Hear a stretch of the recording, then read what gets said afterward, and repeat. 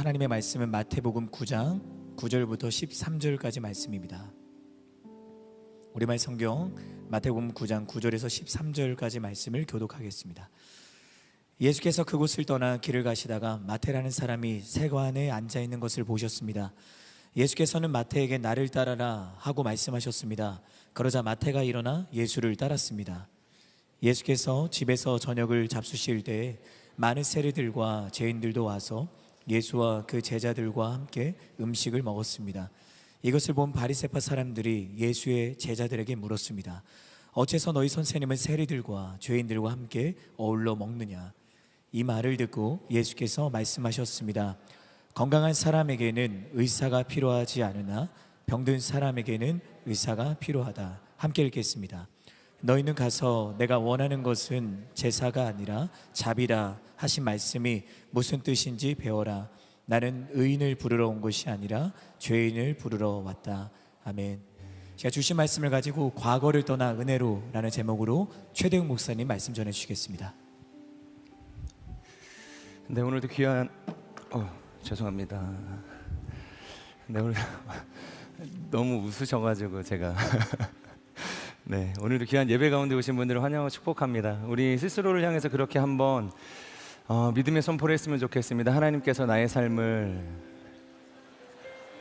바꾸시길 원하십니다. 하나님께서 오늘 우리를 새롭게 하실 것입니다. 아멘. 오늘은 저희가 마태복음 9장의 말씀으로 과거를 떠나 은혜로라는 하나님의 말씀을 좀 나누길 원합니다. 제가 몇 주 전에 저희 첫째 딸과 함께 지하철을 타고 이제 교회에 오는 길이었습니다.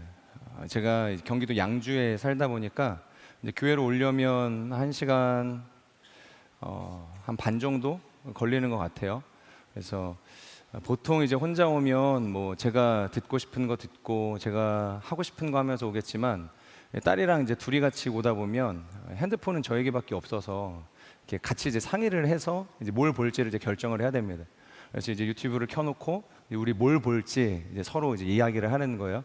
그러다가 이제 걸린 게 뭐였냐면 무교 친구가 교회를 가는 컨텐츠였습니다. 아마 뭐 보신 분들이 계실지도 모르겠는데 일단 제목부터 굉장히 큰 어그로를 끄는 느낌이었어요. 저희 딸이 먼저 이거 보자고 이야기를 하는 거예요. 그런데 이제 그 유튜버가 이제 그런 이야기를 하더라고요. 자기는 정말 오래전부터 이 종교에 관한 이 내용을 좀 다루고 싶었는데 이제서야 그 내용을 좀 다룰 수 있게 되었다고 이야기를 하는 거예요.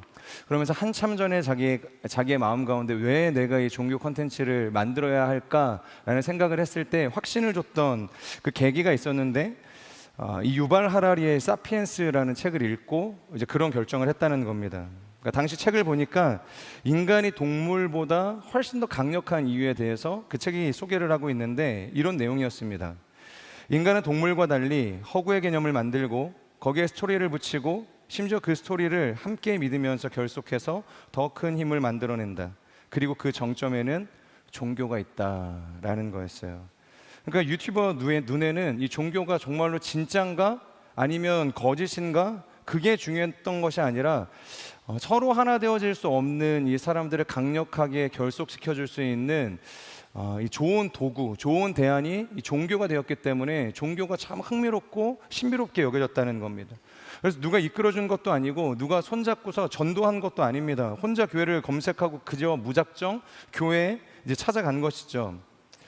그런 담대한 걸음과는 다르게 이 내면에 그런 걱정도 있는 겁니다. 난 교인도 아니고 그리고 심지어 유튜버 아닙니까? 이 모든 장면들을 영상으로 담아야 되는데 한 손에는 이 카메라를 들고 딱 봐도 뭔가 어색해 보이는 사람이 이제 교회 안에 들어와서 예배를 드린다고 하면 사람들이 날 이상하게 생각하지 않을까? 그러니까 온갖 이제 생각이 드는 겁니다. 그러니까 아무런 절차 없이 또 예배당에 들어갔다가 혹시 쫓겨나는 거 아니야? 그러니까 뭐 교회에 대해 잘 알지 못하니까 그런 생각을 했던 것 같습니다. 제가 그걸 보면서 굉장히 순수해 보인다 그런 생각을 했습니다. 우리에게는 교회라는 곳이 익숙하지만 누군가에게는 저런 뭔가 들어가기 어려운 이 진입 장벽이 있는 곳처럼 느껴질 수 있겠다는 생각이 드는 거예요. 어쨌든 우여곡절 끝에 그분이 이제 교회에 들어왔습니다. 그리고 예배가 시작됐죠. 그리고 최대한 자신이 이방인처럼 보이지 않기 위해서 이 앞에서 요청하는 대로 다 따라하기 시작을 합니다. 기도하라고 하면은 두 손을 모으고 눈을 감고 기도하는 척을 하고, 찬양을 하라고 하면 모르는 가사에 모르는 곡이지만 열심히 찬양을 따라 부르는 거예요. 가슴에 손을 얹으라고 하면 심지어 따라서 손을 얹고서 같이 예배를 드리는 겁니다. 그때 이 자막에 어떤 글이 달렸냐면 이런 글이었어요. 난 지금 교회에 와 있는데 이곳에서 부르는 찬양이 너무 신이 난다. 이곳은 매주 하나님을 위한 콘서트가 열리는 곳이다. 여러분에게 오늘의 이 찬양의 예배가 콘서트처럼 느껴지십니까? 저는 이 고백이 너무 신선했고 너무 강력하게 도전이 됐고, 한편으론 부끄러운 마음이 들기도 했습니다. 그러니까 너무 찬양을 오래 하고 너무 익숙해졌기 때문에 우리에게 찬양과 예배와 이 기도의 모든 시간들이 오히려 하나님을 예배하는 예배자의 모습을 잃어버릴 때가 있다는 겁니다. 그러니까 처음 오는 사람들의 그 낯선 눈을 잃어버릴 때가 있다는 거예요.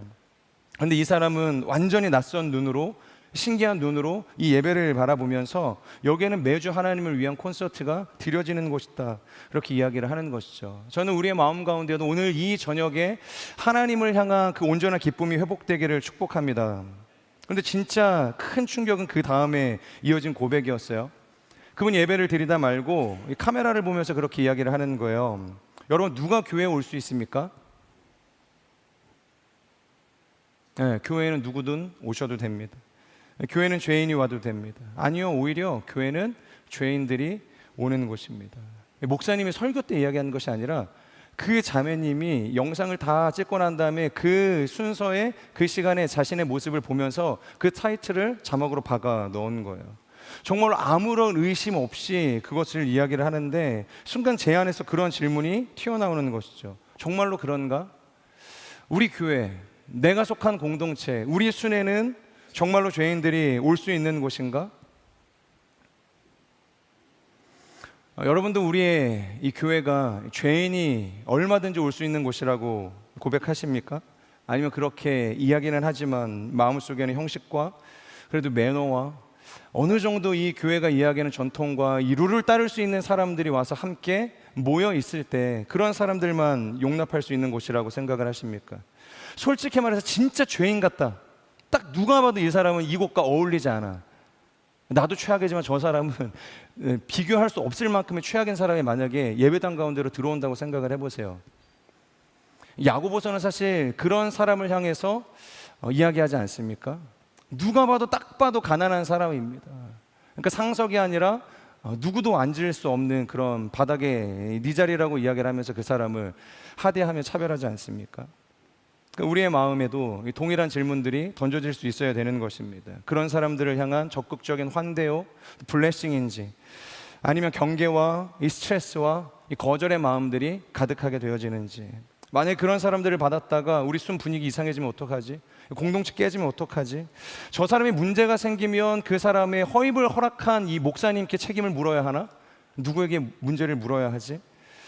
여러분, 동일성의 폭력이라는 말이 있습니다. 이것은 이 프레임이라는 이 개념과 되게 비슷한 의미인데요. 그러니까 나와 동일하지 않는 사람들을 전부 바깥으로 다 밀어내는 것입니다. 여러분, 다르다라는 것은 결코 틀림이 아닐진데 그 다르다는 것으로 나와 너의 경계를 그어서 그 사람을 틀린 존재로 그어버리는 것이죠. 그럼 그렇게 밖으로 밀려난 이 사람들에게는 끼리끼리 우리끼리 모여있는 이런 모습들이 폭력적인 모습처럼 다가오게 된다는 것입니다. 오늘의 본문은요, 바로 그 질문을 정면으로 건드리고 있는 것입니다. 과연 예수님은 이 교회 공동체를 향해 누구를 초청하고 계시는가? 또한 예수님의 공동체는 누구를 받아들이고 블레싱 해줘야 하는가? 여러분, 이것이 해결되어야, 이 예수님의 마음에 우리가 눈이 띄어야 오늘의 주제인 과거를 떠나서 진정한 은혜의 자리로 나아갈 수 있는 그 발판이 놓여지게 된다는 것입니다. 그래서 저는 첫 번째 나누길 원하는 것은 예수님의 시선입니다. 우리 9절 전반절을 함께 읽도록 하겠습니다. 시작.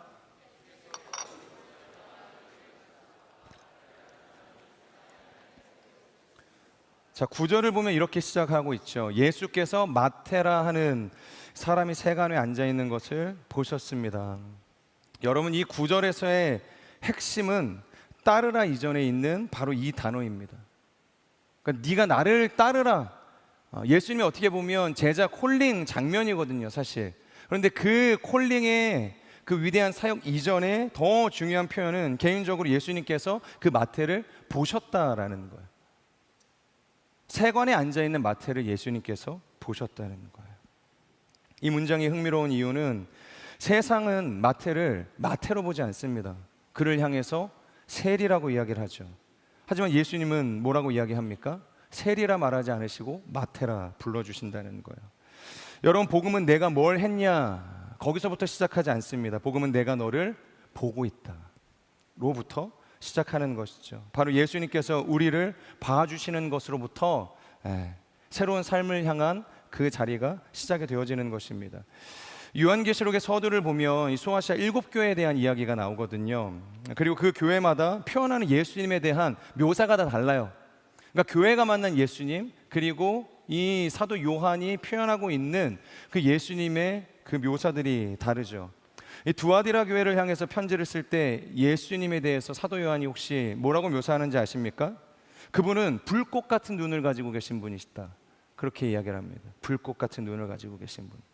이것은 죄악을 분별해내시는 하나님의 그 거룩한 눈을 표현하는 것이기도 하지만, 한편으로는 그 어떤 순간에도 하나님께서 하나님의 사람을 향해서라면 결코 포기하지 않으시고 놓치지 않으시고 끝까지 추격하시는 그 아버지의 눈, 보호자의 눈을 가지고 계신 분이라는 거예요. 그러니까 내가 너를 지금 보고 있다는 겁니다.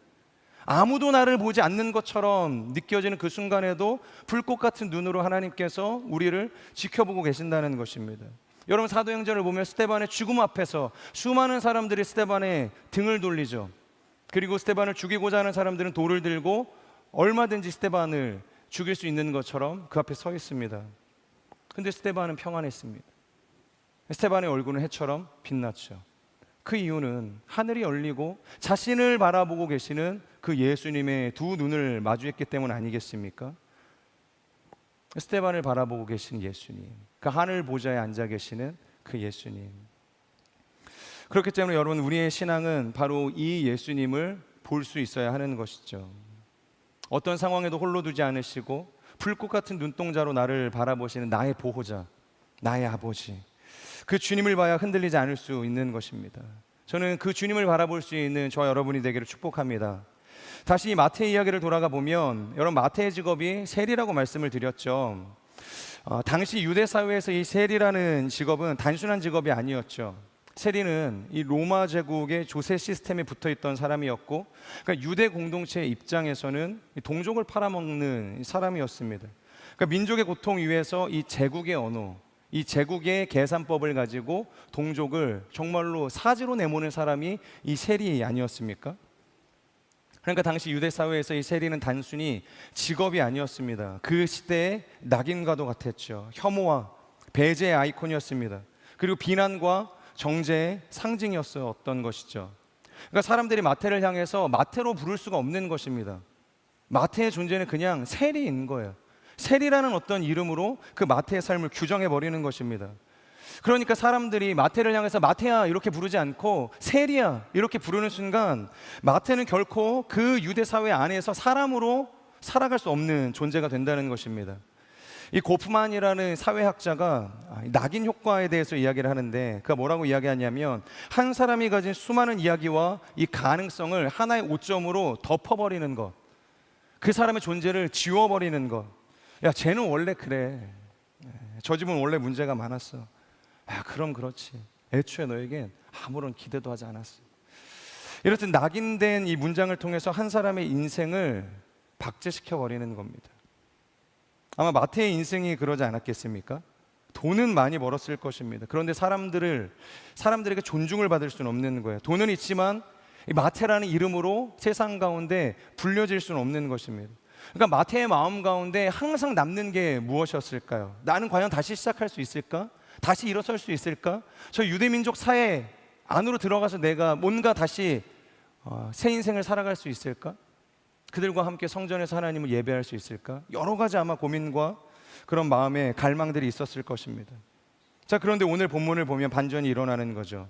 바로 그런 마태, 누구도 주목하지 않았던 이 마태의 인생, 세리라 불렸던 이름마저 지워졌던 마태의 인생 가운데 예수님이 찾아오셔서 그를 주목하셨다는 것이죠. 그리고 그 마태를 마태라 불러주신다는 거예요. 세리로 보지 않으신다는 겁니다.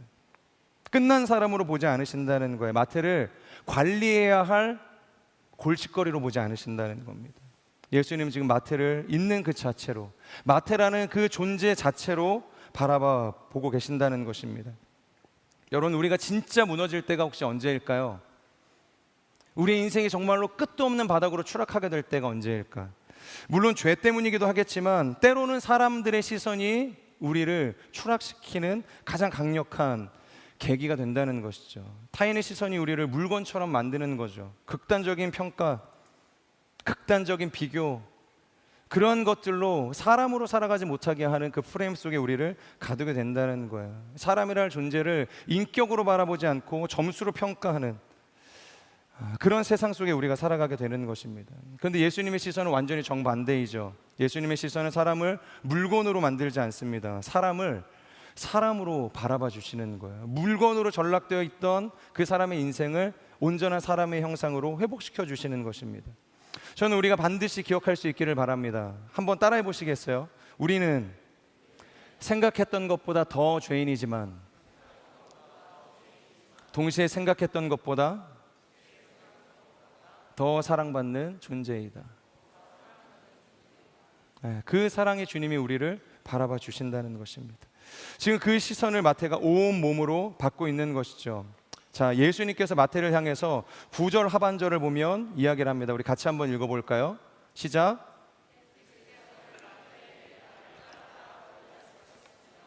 그러자 마태가 일어나 예수를 따랐습니다. 자, 예수님이 마태에게 하신 말은 길지 않았습니다. 설교를 하지 않았어요. 딱 한마디를 하십니다. 나를 따라라. 나를 따라오라고 이야기를 하신다는 거예요. 여러분, 지금 마태를 향한 예수님의 이 콜링이라는 것은 단순히 야, 너 직업 한번 바꿔볼래? 이제 세리 청산하고 한번 좀 나 따라와 볼래? 뭔가 이 과거를 청산하고 혐오의 아이콘, 배제의 아이콘, 이 낙인을 지워버리고 새 출발 한번 해볼래? 이런 개념의 의미가 아니었다는 것입니다. 여러분, 이것은 중심을 옮기라는 의미였습니다. 네가 서 있는 삶의 중심을 이제 옮겨라. 여러분, 앞서 나눈 것처럼 지금까지 이 마태의 인생을, 그의 삶을 지탱하고 있던 코어가 무엇이었습니까? 유대 사회로부터 배제됐지만, 혐오의 대상이었지만, 그럼에도 불구하고 그가 그나마 살아갈 수 있었던, 자신의 삶을 지탱해 줄 수 있었던 그 코어가 무엇이었죠? 바로 돈이었습니다. 돈이 있었기 때문에 그래도 무너지지 않는 인생으로 살아갈 수 있었다는 거예요. 여러분, 돈은 확실하지 않습니까? 바로바로 숫자가 찍히는 거예요. 그리고 결과가 나오는 것입니다. 그러니까 불안한 자신의 인생을 사람에게 의탁하는 것이 아니라 눈으로 바로 보이는 그 돈이 이 마태가 붙들고 의지했었던, 어떻게 보면 하나님과도 같은 존재였다는 것이죠. 우리가 살아가는 시대도 그렇습니다.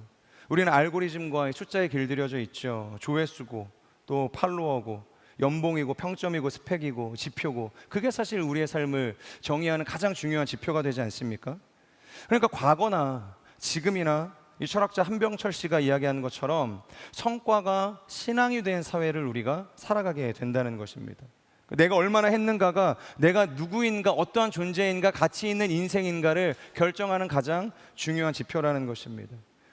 그런 의미에서 마태는 그 시대에 가장 어떻게 보면 현대적이고 계산적이고 이성적인 사람이었습니다.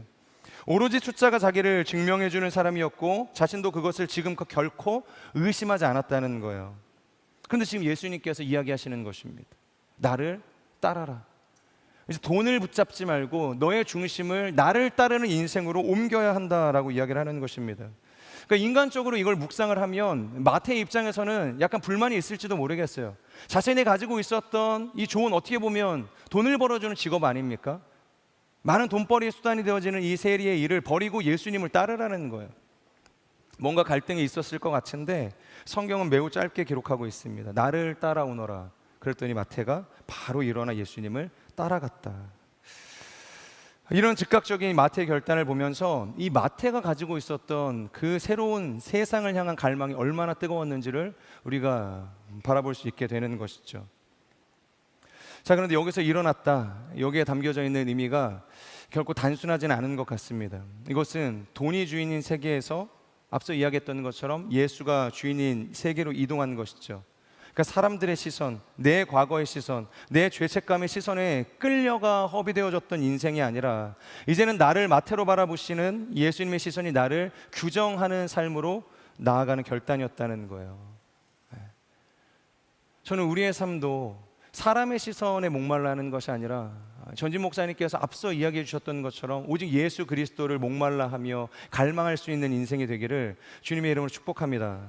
진짜 놀라움은 그 다음에 시작이 되는데, 만약 여기서 이야기가 끝났다면 세리 한 사람이 회심했다, 그의 삶이 개과천선했다, 예수님을 만나게 됐다, 뭐 이 정도로 정리가 될 수 있을 것 같은데, 물론 이것도 구원받은 한 사람의 측면에서 감동적이고 은혜라고 이야기할 수 있습니다. 근데 오늘의 본문은 이 9절에서 끝나지 않죠. 한 사람을 회심시키는 사건으로 끝나지 않는다는 거예요. 예수님께서 마태를 자신의 제자로 콜링하고 난 다음에 무엇을 하십니까? 그를 데리고 광야로 들어가십니까? 마태를 어디로 데려가서 훈련시키십니까? 그러지 않거든요. 예수님은 곧장 마태의 집으로 들어가 공동의 식탁을 열어주시죠. 같이 식사하자 이거예요. 내가 너의 집에 들어가서 함께 먹겠다. 이건 마치 이 삭개오의 집에 방문하셨던 예수님의 모습과 일치합니다. 그러니까 여기서부터 사람들이 난리가 나죠. 두 번째 좀 나누길 원하는 것은 죄인과 함께 하시는 예수님의 식탁이라는 거예요. 첫 번째가 예수님의 시선이었다면 두 번째는 예수님의 식탁이라는 거예요. 우리 10절의 말씀 같이 읽겠습니다. 시작. 집에서 저녁을 잡수실 때 많은 세리들과 죄인들도 와서 예수와 그 제자들과 함께 음식을 먹었습니다. 자, 마태는 예수님을 모시고 잔치를 열었죠. 그런데 그곳에 어떤 사람들이 방문합니까? 많은 세리와 죄인들이 와서 예수님과 그 제자들과 함께 앉았더니, 여러분 당시 유대 사회에서 이 식탁이라는 것은 단순히 좋은 사람과 밥 한 끼 먹자 그 정도 수준이 아니었습니다. 그들에게 있어서 식탁, 뭐 우리에게도 비슷한 개념 아니겠습니까? 너와 나는 같은 편이라는 것, 함께 가는 인생이라는 것입니다. 그러니까 식탁의 교제라는 것이 그들에게 있어서 굉장히 중요한 의미였던 것이죠. 그러니까 바리새인들이 이 장면을 보고 질문을 던지는 거예요. 우리 11절의 말씀을 같이 한번 읽겠습니다. 시작. 사람들이 예수의 제자들에게 물었습니다. 어째서 너희 선생들은 세리들과 죄인들과 함께 어울려 먹느냐? 그러니까 화가 나지 않겠습니까?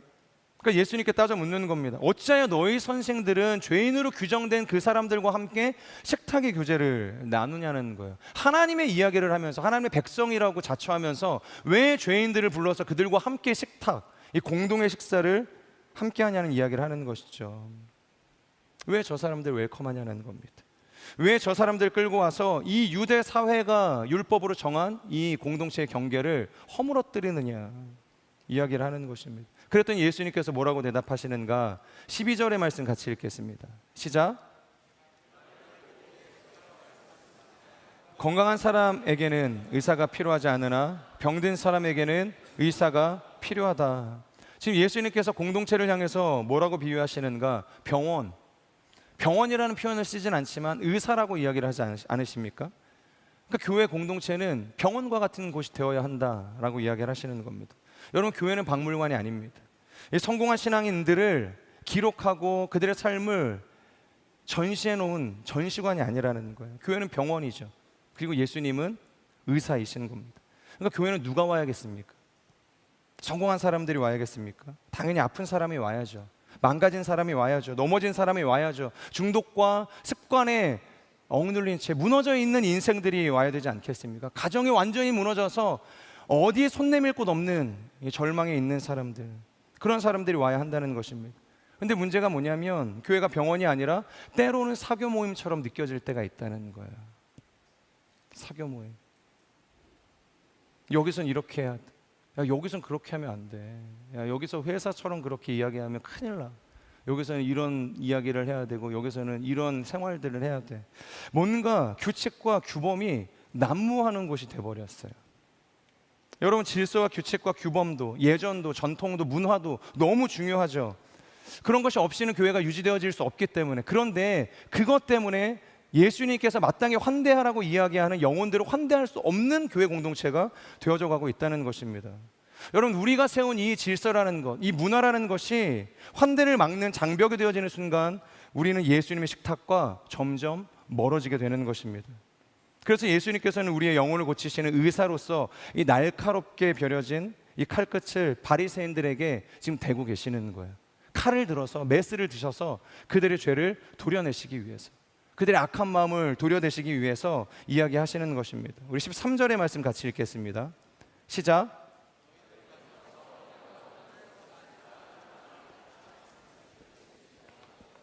나는 의인을 부르러 온 것이 아니라 죄인을 부르러 왔다. 네. 이것은 호세아 6장 6절의 말씀을 인용한 것이죠. 헤세드라는 이 히브리어가 사용이 되어지는데, 헤세드는 성경 전체를 통틀어서 하나님의 사랑, 이 언약적 은혜를 이야기할 때 이 헤세드를 이야기를 합니다. 그러니까 하나님의 사랑을 이야기하는 것입니다. 하나님의 자비, 하나님의 신실하심을 이야기하고 있는 단어가 바로 이 헤세드인 것이죠.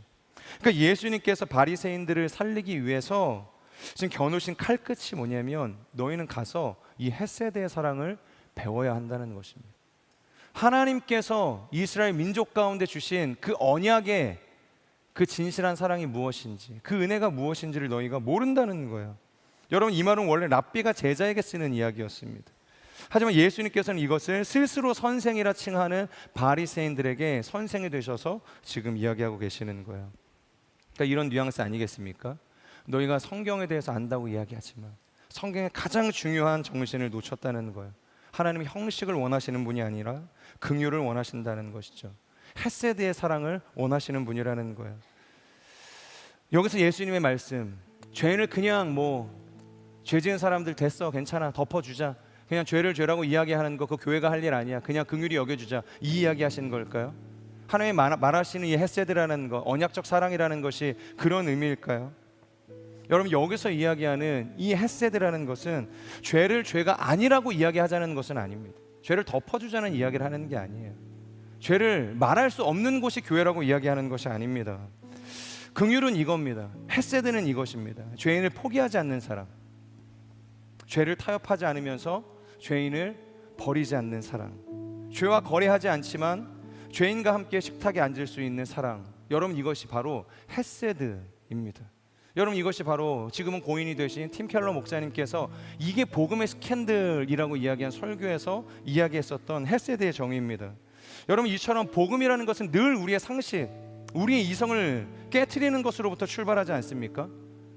여러분, 우리의 교회가 진정 하나님이 원하시는 거룩한 교회 공동체가 되길 위해서는 이 헤세드의 사랑, 이 복음의 스캔들이 일어날 수 있는 곳이 되어야 하는 것입니다. 그리고 마지막 문장을 보면 오늘 본문의 마침표를 찍죠. 나는 의인을 부르러 온 것이 아니라 죄인을 부르러 왔다. 의인을 부르러 온 것이다. 의인을 부르러 온 것이 아니라 죄인을 부르러 왔다. 여기서 오해하지 말아야 할 것은 이 의인이라는 것이 실제 의인이라 이야기하는 것이 아니라 스스로를 의롭다 여기는 사람들을 이야기하는 것입니다. 그 사람들에겐 의사가 필요가 없죠. 스스로 환자가 아니라고 이야기하는 사람에게 의사의 어떤 진료가 필요가 하겠습니까? 처방이 필요하겠습니까? 나는 괜찮다고 이야기하는데. 여기서 말하는 의인을 부르러 오지 않았다는 이야기는 스스로를 죄인이라고 이야기하지 않는 사람들, 나는 의인이라고 이야기하는 사람들을 이야기하는 것입니다. 나는 괜찮다, 그 사람이 아니라 나는 망가졌다 하는 그 죄인을 부르러 왔다는 것입니다. 여러분, 이것이 바로 복음인 것이죠. 오늘 마태를 부르시면서 하나님께서 우리에게 말씀하시는 복음, 새로운 삶으로 우리를 나아갈 수 있게 하는 그 은혜의 근거, 이것이 바로 죄인을 부르러 오시는 하나님의 사랑이라는 것입니다. 제가 인트로에 이야기했던 유튜브 영상의 마지막을 보면 이런 대사가 나와요.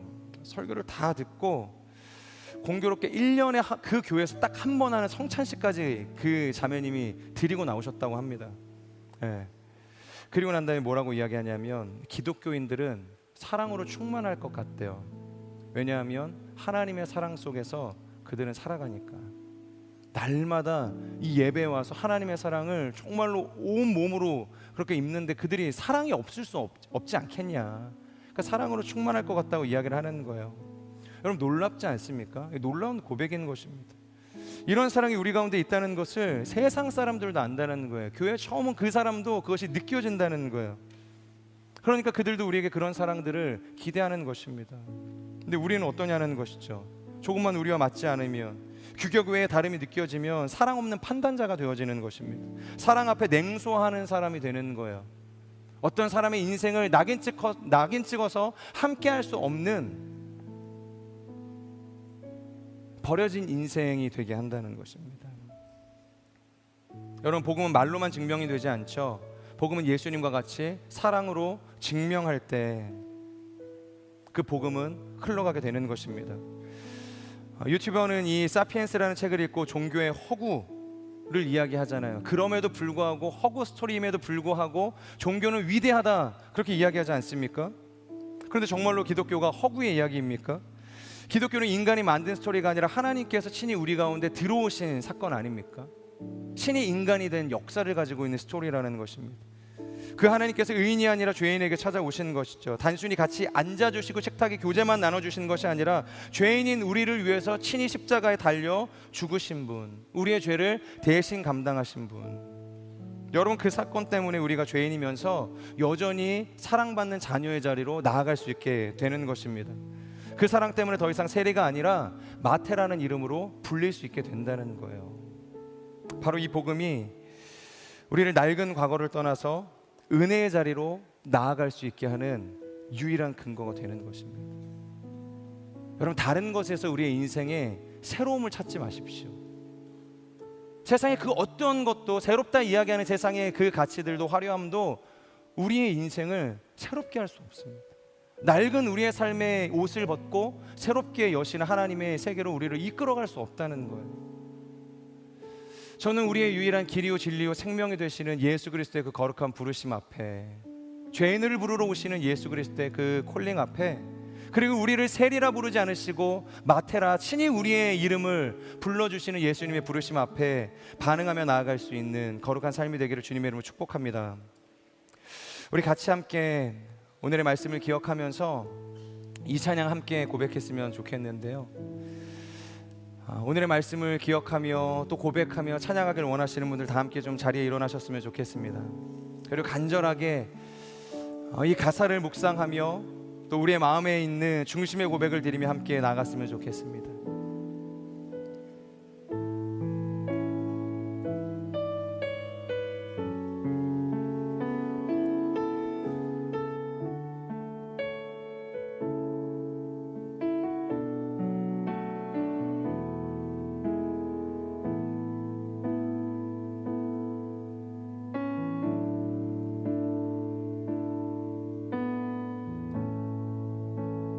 어둠 속에 아무것도 보이지 않아도 주님의 약속을 잊을 때에도 주가 붙드시기에 버텨내는 삶, 주가 원하는 삶. 절망 중에 무엇 하나 들리지 않아도 예수의 능력이 힘이러 가도 주의 자녀이기에 예배하는 삶, 주가 원하는 삶.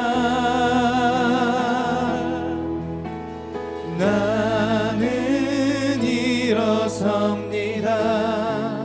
더 이상 내 삶에 아픔이 아프게 두지 않겠습니다. 나는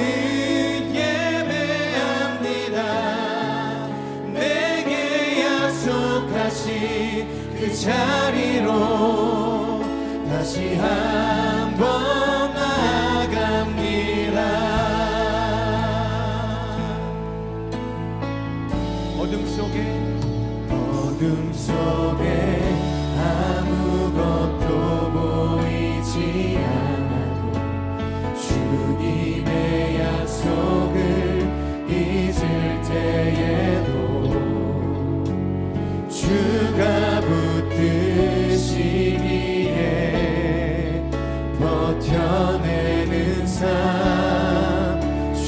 주가 원하는 삶 절망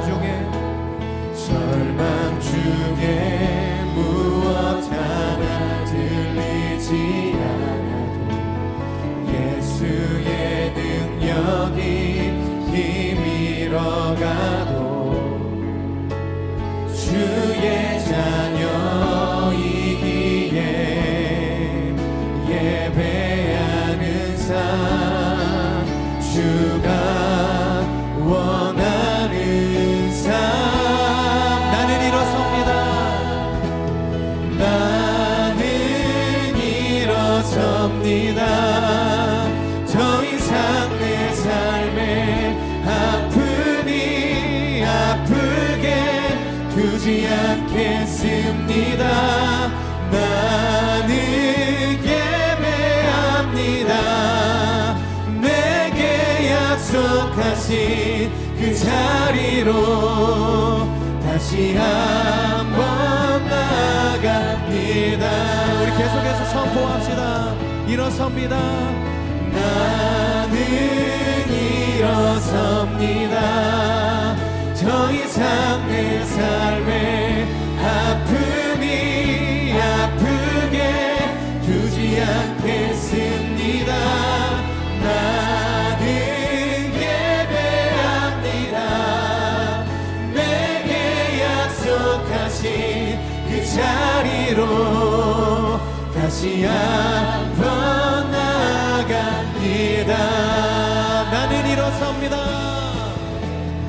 나는 일어섭니다 더 이상 내 삶에 아픔이 아프게 두지 않겠습니다 나는 예배합니다 내게 약속하신 그 자리로 다시 한번 나갑니다 이제 나는 옛사람 아니요 이제 나는 옛사람 아니요 사망에서 건지신 주의 자녀이니 그 한없는 주의 사랑 안에 기쁨으로 걸어가긴 우리 두 손을 높이 들고 선포합시다 이제 나는 옛사람 아니요 사망에서 건지신 주의 자녀이니 그 한없는 주의 사랑 안에 기쁨으로 걸어가겠네 이제 나는